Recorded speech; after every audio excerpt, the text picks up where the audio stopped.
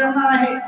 तुम्ही जर खरंच कष्टात असता, खरंच टेन्शन मध्ये असता, खरंच तुमचं हृदय तुटलेलं असेल, खरंच तुम्ही खचून गेलात, रोगाला खचलात, समस्याला खचलात, नवऱ्याच्या व्यसनाला खचलात, तर त्या पद्धतीचं जर तुम्ही मागितलं की देवा माझ्या घरामध्ये सुख शांती येऊ दे, माझ्या घरातलं व्यसन पळून जाऊ दे, माझ्या घरातला सारखा दवाखाना लागलाय तो निघून जाऊ दे येशू, आमची एवढीच प्रार्थना आहे की आम्हाला आशीर्वादित कर आणि तुझ्या मार्गाने आम्ही चालावं, आम्ही तुझ्या इच्छेप्रमाणे चालावं, पण आमच्या घरातले साडेसाठी पहिलं घाण, असं जर करून आपण प्रार्थना करून जर मागितलं तर देव आपल्याला उत्तर लवकर देईल. नाहीतर इथं वचनात दिले की तुम्ही चैनी करता मागता. चैनी करता म्हणजे चैनी म्हणजे ऐश करण्यासाठी, जे आपल्याला लोकांना दाखवता येईल, पैसा असेल, गाडी असेल, बंगला असेल, जे काही असेल चैनी करता, या नोकरी सुद्धा असेल.